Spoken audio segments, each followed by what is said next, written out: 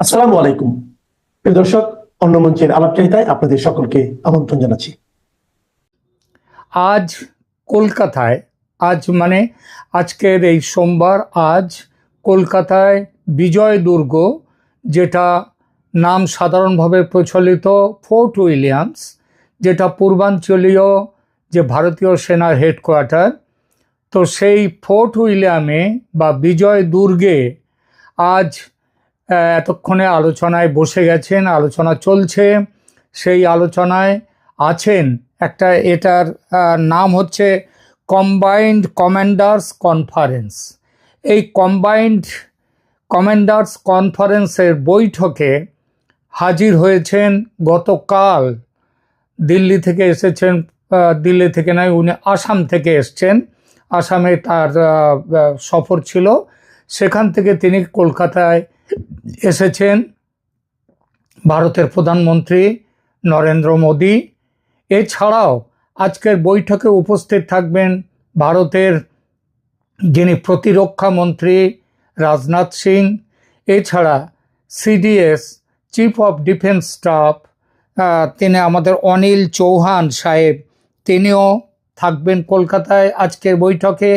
এছাড়া ভারতের প্রতিরক্ষা বিভাগের সচিব, তিনিও থাকবেন আজকের এই বৈঠকে। এবং বৈঠক সেরে সোমবার আজকেই সন্ধেবেলায় নরেন্দ্র মোদী দিল্লি ফিরে যাবেন।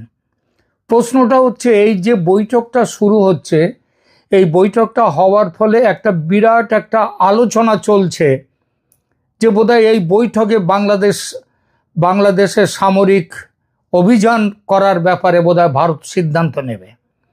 আমি দেখছি বেশ কিছু সোশ্যাল মিডিয়া ইউটিউবার তারা ভারতেও আছে, ভারতে বিশেষত কলকাতায় একটু বেশি করে। এছাড়া যারা বাংলাদেশে আছেন তারাও পর্যন্ত ভেবে নিয়েছেন বোধহয় আজকে আলোচনা করে টোরে তারপরে ঝাঁপিয়ে পড়বে ভারতের সেনা, বাংলাদেশে ইউনূসকে হটিয়ে দেবে, সেখানে শেখ হাসিনাকে সেখানে নিয়ে গিয়ে প্রত্যাবাসন করবে, তাকে বসিয়ে দেওয়া হবে তার ক্ষমতায়। এইটা নাকি আলোচনা হতে পারে আজকের মিটিংয়ে।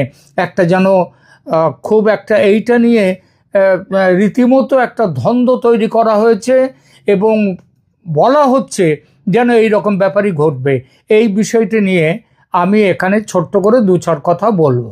প্রথম কথা হচ্ছে, আমরা দেখি যে আজকে কেন এই বৈঠকটা কলকাতায় হচ্ছে। প্রথমে এই কারণটা দেখা যাক, কলকাতায় কেন এই বৈঠক হচ্ছে। এর আগে 2023 সালে এই যে, এটা প্রত্যেক বছর হয় না, মাসে মাসেও হয় না, এই যে কমান্ডার্স যে কনফারেন্স হচ্ছে, কম্বাইন্ড কমান্ডার্স কনফারেন্স, এটা 2023 সালে একবার হয়েছিল ভোপালে। আচ্ছা, 2023 সালে ভোপালে এটা হওয়ার পর কি ভারত কি কোনো জায়গায় আক্রমণ করা কিংবা সৈন্য অভিযান করা এসবগুলোকে হয়েছিল? হয়নি, সেবার হয়নি। 2023-এর পরে 2025-এ এই যে হচ্ছে এবারের বৈঠক, এই বৈঠক কলকাতায় হচ্ছে বলে এবং ফোর্ট উইলিয়ামে হচ্ছে বলে, এবং পশ্চিমবাংলার পাশেই আছে, পশ্চিমবাংলা নয়, ভারতের উত্তর পূর্ব সীমান্তের লাগোয়া রয়েছে বাংলাদেশ, সেই জন্য 2-2-4, যেহেতু বাংলাদেশে এখন শেখ হাসিনাকে হটিয়ে দিয়ে ইউনূসের অবৈধ সরকার, এবং যে সরকারের সাথে ভারতের সম্পর্ক ভালো নয়, বরং বলা যায় খুবই খারাপ, সুতরাং 2-2-4 করে মিলিয়ে নেওয়া হয়েছে যে ভারত বোধহয় এবার কোনো একটা ব্যবস্থা নেবে। তার জন্যে এই আলোচনা এখানে হচ্ছে, কলকাতায় হচ্ছে। কয়েকদিন আগে মে মাসে অপারেশন সিন্দুর করে পাকিস্তানে ওই যে পহেলগাঁওতে যে সন্ত্রাসবাদী কাণ্ড ঘটেছিল, 26 জন ভারতীয়কে তাদের ধর্ম দেখে হত্যা করা হয়, তার বদলা নেওয়ার জন্যে ভারত অপারেশন সিন্দুর করেছিল মে মাসের গোড়ার দিকে, প্রথম সপ্তাহে পেরিয়ে 7 তারিখ। এখন যেটা প্রশ্ন হচ্ছে যে পাকিস্তানের সাথে লড়াই করবার জন্য কি ভারত তার আগে কোনো রকম এরকম কনফারেন্স করেছিল কিংবা কোনো কিছু বলেছিল যে এরকম লড়াই করতে যাব? কিচ্ছু বলেনি। লড়াই করে এরকমভাবে ঘোষণা করে লড়াই হয় না। আর আজকে ফোর্ট উইলিয়ামে, বিজয় দুর্গে, সেখানে মিটিংয়ে ভারতের প্রধানমন্ত্রী, প্রতিরক্ষামন্ত্রী, সিডিএস আরও অনেকেই তারা হাজির রয়েছেন। এরপরে বাংলাদেশে পাকিস্তানের বিরুদ্ধে আক্রমণ করতে গিয়ে, পাকিস্তানে আক্রমণ করতে গিয়ে ভারতকে এই ধরনের মিটিং করতে হয়নি। আর তার থেকে অনেক কম শক্তিধর বাংলাদেশকে আক্রমণ করবার জন্যে ভারতকে এইসব আলোচনা করে এগোতে হবে? এটা যারা বলেন তারা ঠিক বলেন না।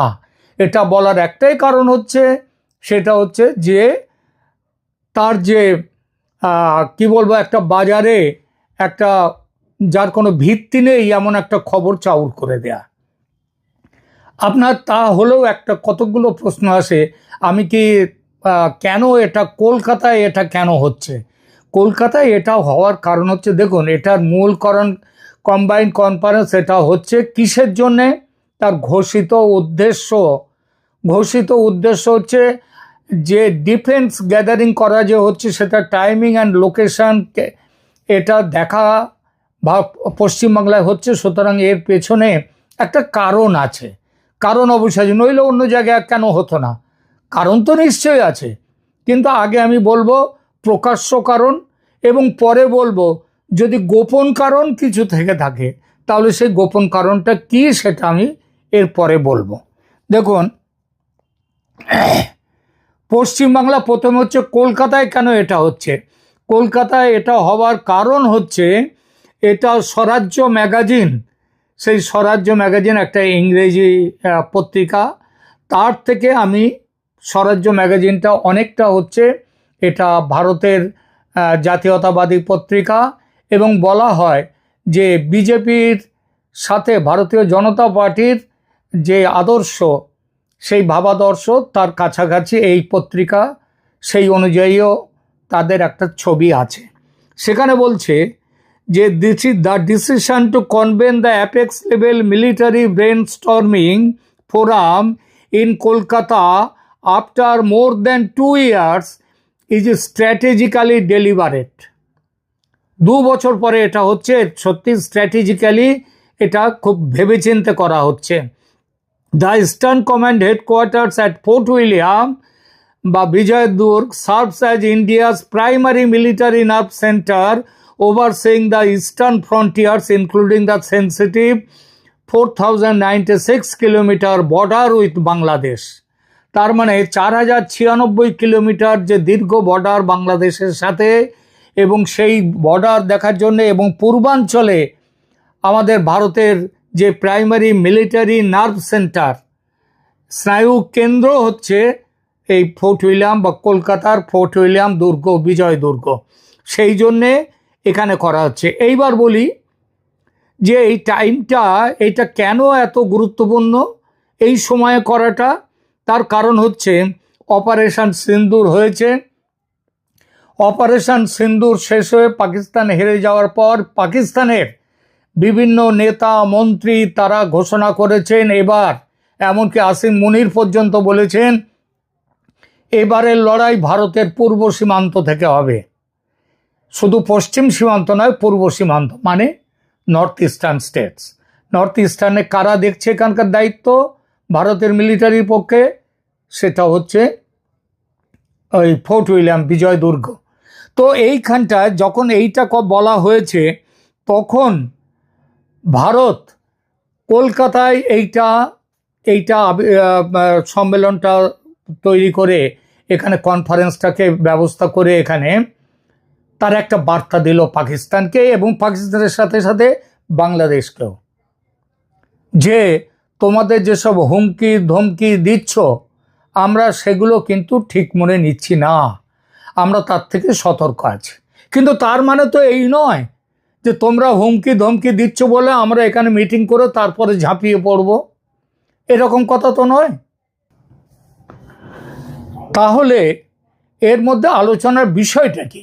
দেখুন, সরকারি অভিযান দিয়ে, আমি আগেই বলেছি যে সিদ্ধান্ত ঘোষণা করে, সরকারি ঘোষণা করে যুদ্ধে নামা এটা কোনো দেশ করে না, ভারতও ইতিপূর্বে করেনি। পাকিস্তানের সাথে যতবার যুদ্ধ হয়েছে, আর বাংলাদেশের সঙ্গে যুদ্ধ করার আগে এটা তো কোনো প্রশ্নই নেই। এই সম্মেলনের আলোচ্য বিষয়গুলো হচ্ছে সীমান্ত নিরাপত্তা, চীন বাংলাদেশ সম্পর্ক, চীন বাংলাদেশ পাকিস্তান এদের এক কাছাকাছি হওয়া।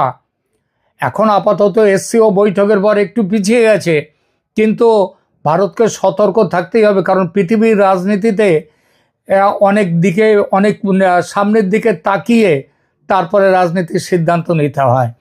তো চীন বাংলাদেশ পাকিস্তান সম্পর্ক এবং পূর্বাঞ্চলের সামরিক প্রস্তুতি প্রাধান্য পেলেও মূলত এর লক্ষ্য হচ্ছে ভারতীয় সেনাবাহিনীর আধুনিকীকরণ, অপারেশনাল প্রস্তুতি ও কৌশলগত সংস্কার। কি নিয়ে আলোচনা হচ্ছে কনফারেন্সের মূল থিমে যাই। মূল থিমটা রাখা হয়েছে year of reforms transforming for the future, অর্থাৎ ভবিষ্যতের জন্য নেতৃত্ব, নিরাপত্তার কৌশলগত রূপান্তর ও প্রতিরক্ষা ব্যবস্থার আধুনিকীকরণ। এইটাই হচ্ছে মূল উদ্দেশ্য। এর সাথে সাথে আর কি আছে? সীমান্তে নিরাপত্তা ব্যবস্থা, চীন পাকিস্তানের সঙ্গে বাংলাদেশের ঘনিষ্ঠতার প্রেক্ষিত এবং সাম্প্রতিক রাজনৈতিক পরিবর্তন যেটা বাংলাদেশে হয়েছে, তার ফলে উদ্ভূত নতুন চ্যালেঞ্জ মোকাবিলায় কিভাবে প্রস্তুত থাকা যায় এবং যৌথ সব বাহিনীর সঙ্গে সমন্বয়ের উপরে গুরুত্ব দিতে পুরো একদম ছক তৈরি করতে। ছকটা কি? সেটা হচ্ছে প্রস্তুতির ছক। এই বৈঠক, এই কনফারেন্স, সামরিক অভিযানের সম্ভাব্যতা, এটা নিয়ে তো আমি আগেও বলেছি যে কোনো প্রতিবেদনে এই ধরনের কোনো খবর কোনো সরকারি সূত্র থেকে আসেনি, আসবে না। কোনো প্রতিবেদনে বা ফাঁস হওয়া সূত্রে বাংলাদেশে সরাসরি সামরিক অভিযান যেমন cross border strike, limited military action বা যুদ্ধ ঘোষণার মতো সিদ্ধান্ত নেয়ার বিষয়ে আলোচনা বা প্রস্তুতির কথা প্রকাশ পায়নি। তাহলে কেন এটা বলছি? ওই যে একটা অহেতুক, ভিত্তিহীন একটা উত্তেজনা তৈরি করা এবং সেই উত্তেজনার খবর দিয়ে পাঠককে কিছুক্ষণের জন্য অভিভূত রাখা, কয়েকদিনের জন্যে। এখানে যেটা হচ্ছে, ভারত অতীতেও যেমন অপারেশন সিন্দুরের সময় তারা পাকিস্তানের চরম সীমান্ত উত্তেজনাও আগে থেকে সামরিক হস্তক্ষেপের বিষয়টি সরকারি স্তরে গোপন রেখেছে এবং একমাত্র সন্ত্রাস বিরোধী প্রয়োজনে সীমিতভাবে ব্যবহার করেছে। সুতরাং এই মুহূর্তে কনফারেন্সের আলোচনা ও ঘোষিত এজেন্ডা থেকে স্পষ্ট যে বাংলাদেশে ভারতের সরাসরি সামরিক অভিযানের সিদ্ধান্ত নেয়ার মতো কোনো ঘোষণা বা ইঙ্গিত নেই। সম্মেলনটি সীমান্ত নিরাপত্তা ও বৃহত্তর কৌশলগত প্রস্তুতি ও সংস্কারমূলক সিদ্ধান্তের দিকেই বেশি মনোযোগী। এটাই হচ্ছে মূল কথা। এর বাইরে কোনো কথা কিন্তু নেই। ভারত সামরিক অভিযান করবে বাংলাদেশে, যারা যা বলছে এটা ভুল বলছে, মিথ্যে বলছে।